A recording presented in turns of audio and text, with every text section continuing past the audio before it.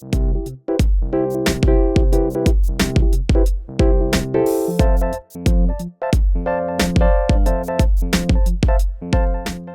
you recently played a board game where at the end of the game you count up the points and then you compare your totals and go, oh, I got 137 and you got 139. Oh, you beat me by 2 points. And you think, what do those points actually mean? Well, the other day I had that very thought, and I guess that's the inspiration for this video today. What is the point of points, and is it pointless? Hi, my name's Danny. I'm an avid modern board gamer from Australia who loves sharing my passion for modern board gaming with you, my friends, and my family. Come and join me on this journey. And don't forget to subscribe for more wholesome board game content.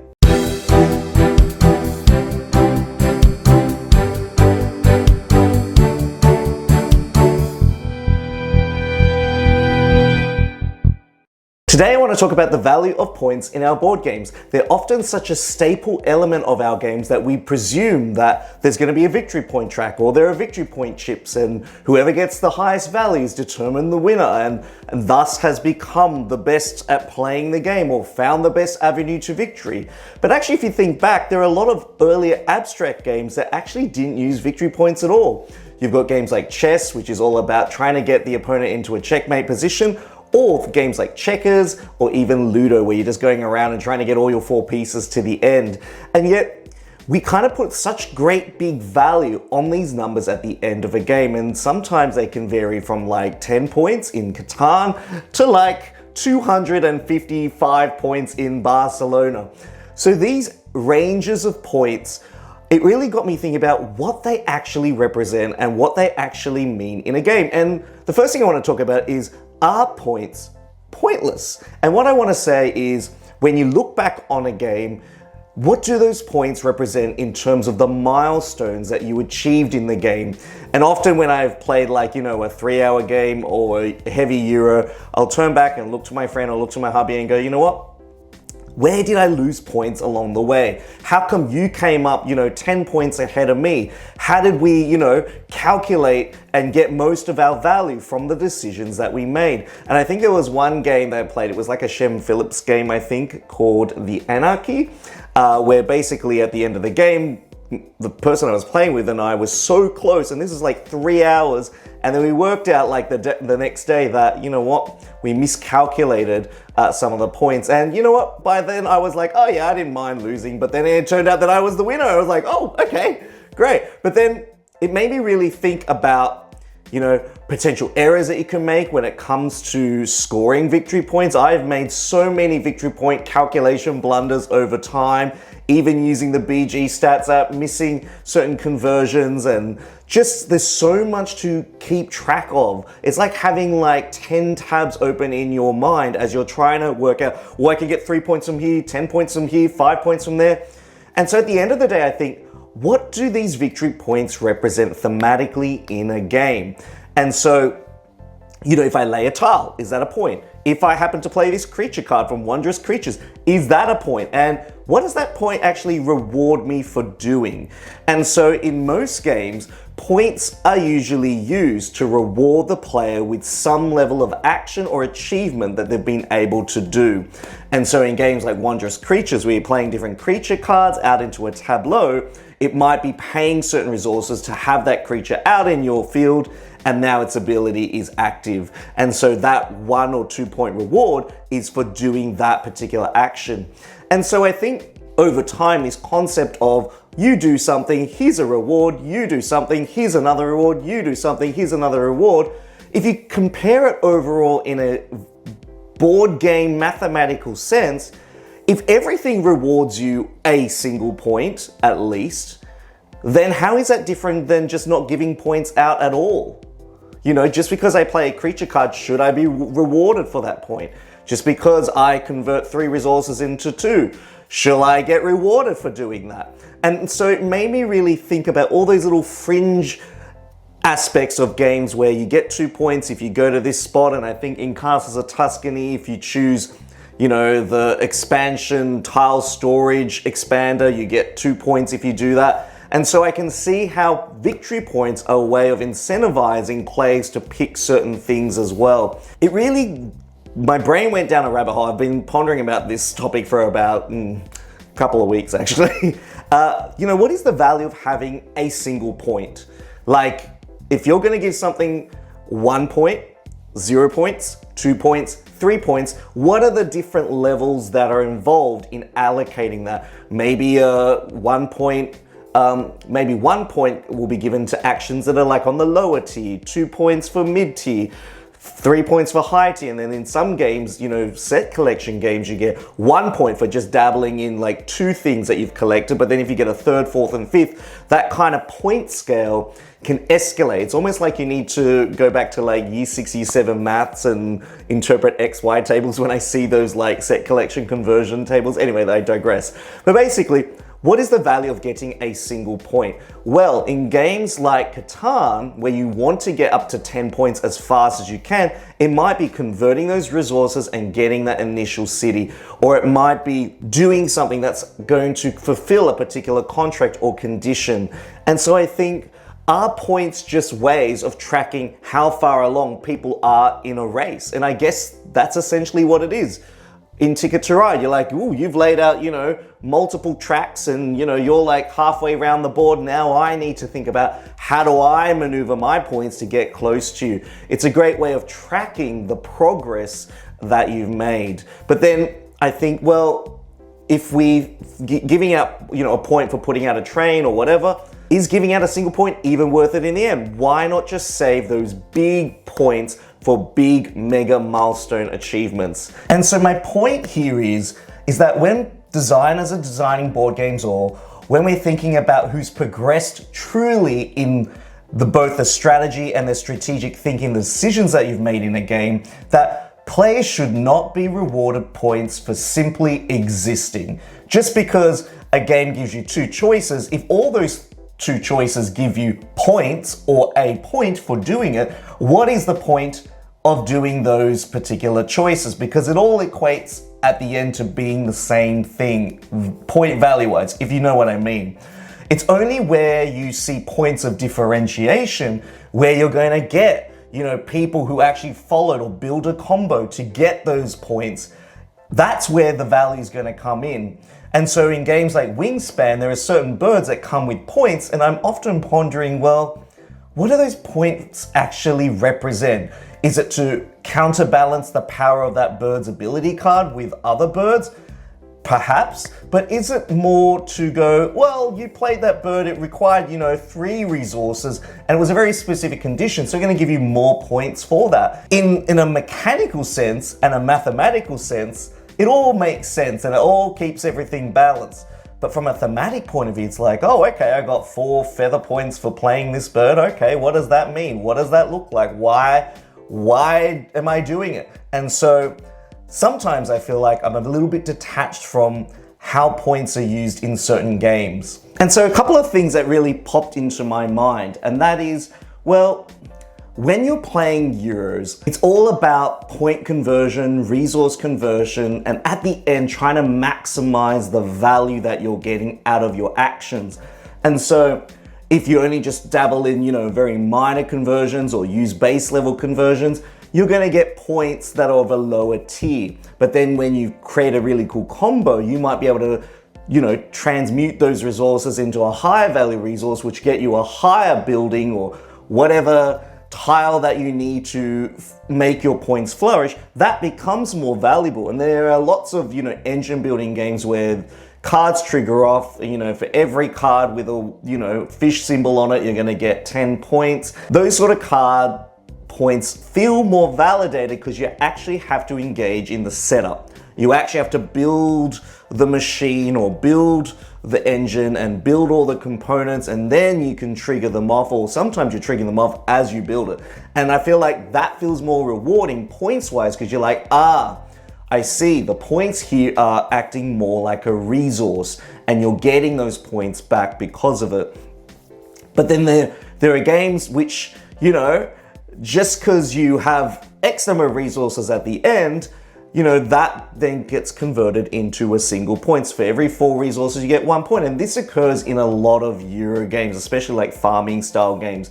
And I think the methodology behind this is that every resource that you've earned should count for something at the end of the game. Whilst they seem minimal, they're important for making sure that the overall arching game is balanced. So there is a point for converting resources into points. There is a sense that, oh, no action or choice is wasted. And so I guess that makes me realize, you know what? Maybe the points are a really great mathematical way of breaking things down and making sure that everything is accounted for. And so that the winner who gets this magical number at the end really truly deserves it. This has kind of brought me to an interesting junction point in this video where I think sometimes games are just taking the mickey out of points.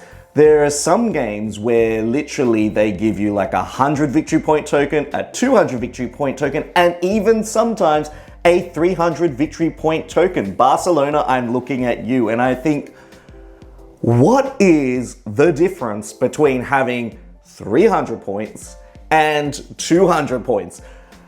Like, the amount of points you must be accruing per turn in like a 4, 5, 6 round game must be like monumental. And I think maybe it's because they've included it because players should be able to see the range that they can reach, or they're just giving you those components just in case someone finds a way of getting like 300 plus points. But really, when you're getting into that 300 victory point range, I just think, the meaning of the points actually become meaningless at that point? Because 350 points or 320 points, whatever it may be, how can you backtrack and go, how did I get here? How is that different from saying, oh, I just got, 7 points for doing these 2 things throughout the game?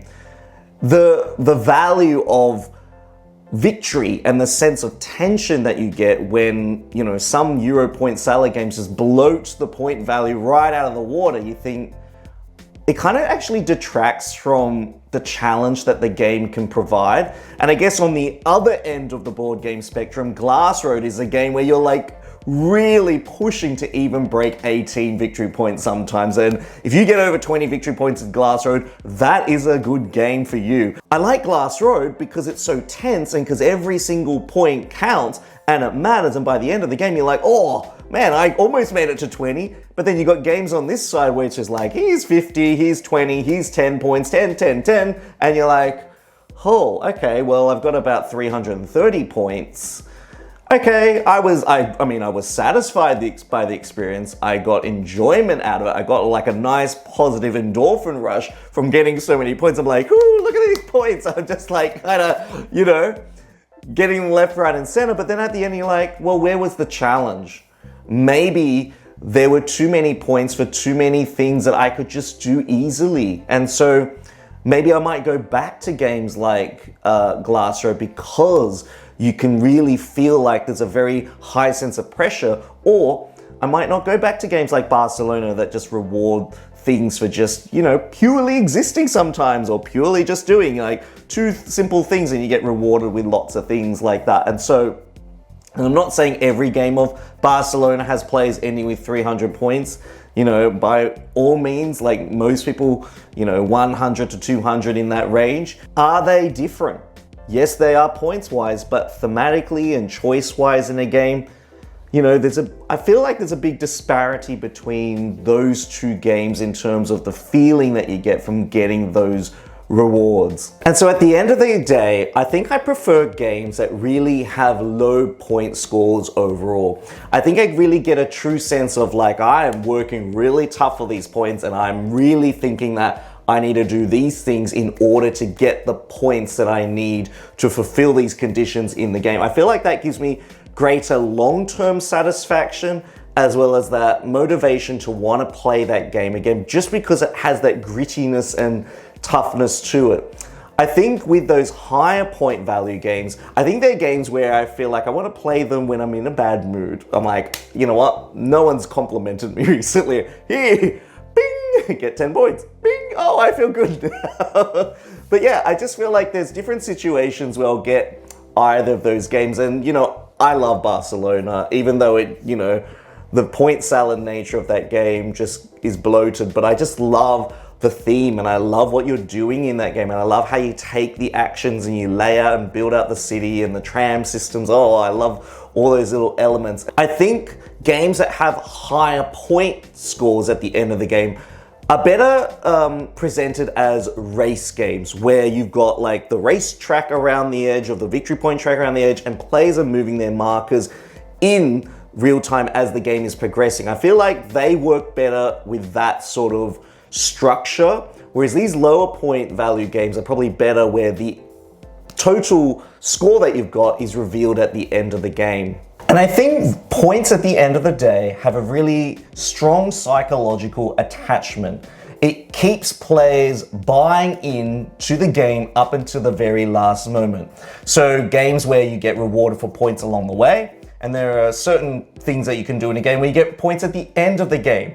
And so having that split kind of timing when it comes to scoring games really is important for pulling you into the game and keeping you invested until that very end moment. And so, you know, you might think, oh, I'm behind that player by 20 points, but wait until the end game scoring. You will see how I'll sweep the floor with you. There's a little bit of psychology that is infused with victory point systems. And I know games like Azul Queen's Garden, you score little bits of points along the way, almost like breadcrumb level, but then at the end of the game, you're scoring massively, and all of a sudden you're just getting big points. There's an exciting element to that. Unveiling of the curtain at the end. How did you do? Did that work for you? How did that work for me? And when a game really strikes the right balance between actions, effort, and point scores, that's when it really hits the sweet spot. And I do like the psychology of trying to encourage players to feel like they're in the game. They've still got a chance to win. And those games where the points are really close at the end really are ones that I'm like, oh my goodness, it was 2 points. But then I step back sometimes and I think, maybe everything is way too balanced.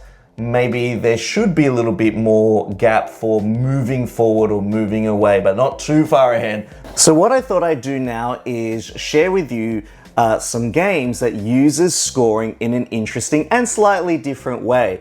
And you know, there's impossible to be able to cover the spectrum of all the board games. Yes, there's a lot of board games behind me right now that is out there, but I'm just basically cherry-picked a few to kind of share with you, just to kind of talk about and dabble in a little bit. I think I might make a part B video about this later on, if you're interested in seeing it. I guess the first one that I want to talk about is Carcassone. Carcassone is a game where you're picking a tile, placing it out, and you're building this like medieval landscape, and you're placing your work on like roads, in the castles as a knight, or in the fields.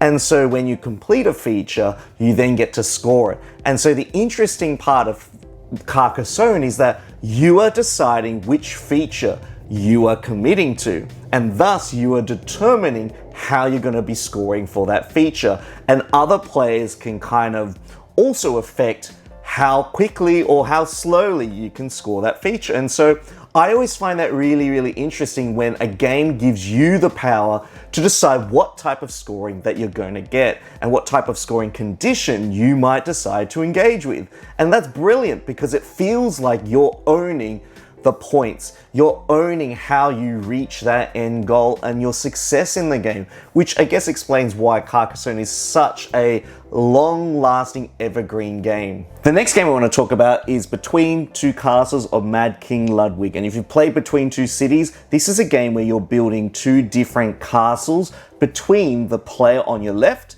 and the player on your right.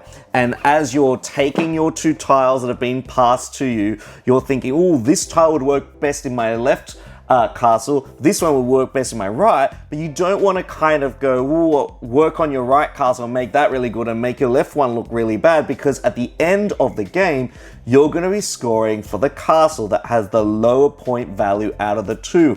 And so you're having to cooperate with the people on either side, your neighbors essentially, and go, actually, I might give you this bathroom that's probably not as good as the one on this side, just because this side is getting a little bit too fancy for me. So you're kind of, it invites that really interesting negotiation. Each of the rooms of the castle scores differently, and how you score them and where you place them and features that you put in. It's all quite elaborate, the scoring, but the idea that you're trying to balance points on either side of you just makes for an interesting dynamic way of using points and thinking about how your end game is going to look. The next game I want to talk about is a game called At the Gates of Loy Yang, which is a Uwe Rosenberg game about trading different vegetables at the market and kind of fulfilling customer orders. But what's interesting about the game is how victory points are achieved. There's this little stone path on each player's board, and basically what players are doing is that they're, from the money that they've earned through selling goods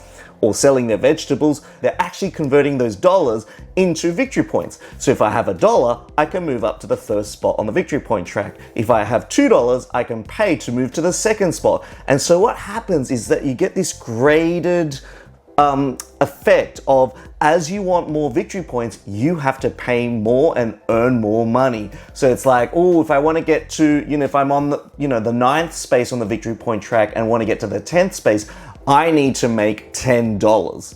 And then the subsequent space is going to be $1 more expensive. I need $11, then $12. It's like triangular numbers, basically. You're just like, wow, to get up, you need to make one extra more than you did before. And so it kind of really plays into the theme of making a profit, increasing your profit, but then that profit becomes the value of your point at the end of the game. And so it's like, there's this strong connection. If I trade really well, and I build up my finances, then I can split my finances down, convert them into prestige. And the way that's converted is something that I probably haven't seen in many games.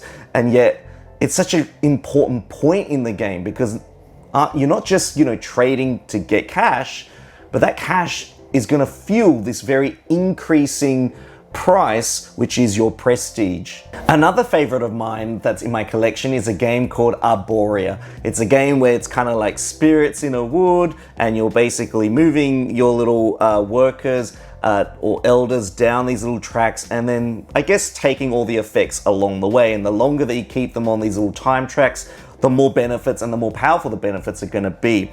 The bit that I really like is the resource track. So you've got this shared community pool of resources that you use to play your habitat card. So rather than having your own private supply, everyone's dabbling in this public supply. So you're increasing different things based on the tracks you're going down, but then you're also spending different combinations.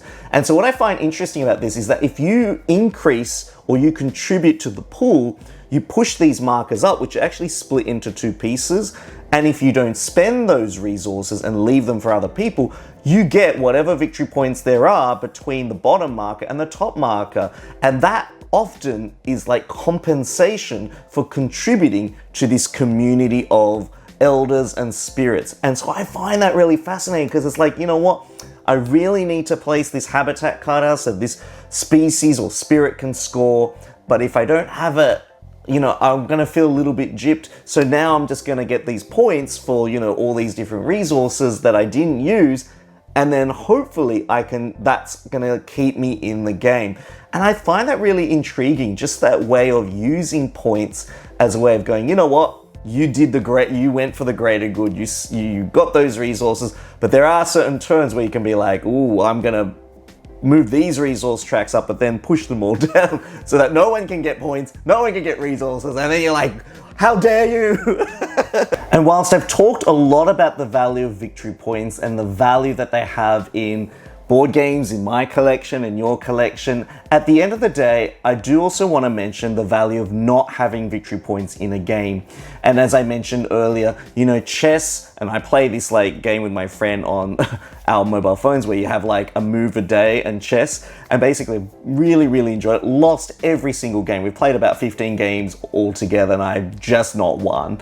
But the value of having games that don't actually have victory points is something that I want to explore more on this channel and in my next video. In fact, it's probably something that I want to see and, discover if there are games that really work better if they didn't have victory points. And so games like chess, where the ultimate goal is to kind of get your opponent's king and put them into a position where they can't do anything, there's elements of different types of tension that are introduced in games where, You don't have to calculate a number at the end.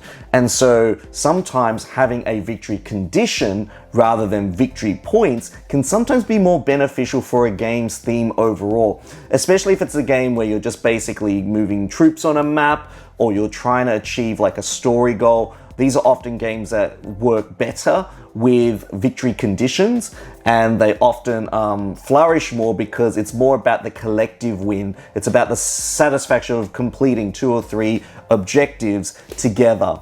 There are some games out there, there's actually quite a few games out there that actually don't use victory points that are still competitive as well. And so whilst a lot of them are abstract, there are games where, you know, if you get your particular tiles in a certain position, or there's a particular configuration, or if you can manipulate the board in a way where you get the upper hand and then the other player gets one chance to kind of counter that move. You know, games like Lord of the Rings Duel, that's where you're trying to vie for 3 different victory conditions. Having that pursuit of 3 different avenues to win creates a different level of tension, almost creates a sense of like, wow, I've got to really dabble in this, and you've got to set up your 2 pillars or 3 pillars in the game and really gun for the end. So what is your opinion on the value of points? Do you think they're worth including in our board games? Do you think they should be a staple way of determining who has won a game? Obviously, there are different circumstances where you might use victory points and you might not use victory points, for example, in a cooperative game. But generally speaking, what is your thoughts? Have you played a game where you thought, maybe the points here are quite meaningless? Or you think, you know what, I was counting every single digit and everything that I did was really encapsulated by the representation of that number at the end? Thanks once again for joining me for another Board Game Sanctuary video. If you really found this video super helpful, please consider liking, subscribing, and heading over to my Patreon page and supporting me by buying me a coffee a month. I would truly appreciate to keep this channel growing. Otherwise, there are hundreds of other videos on my main YouTube page for you to check out, and I'll see you again soon. This is Danny signing out. Enjoy your next board game.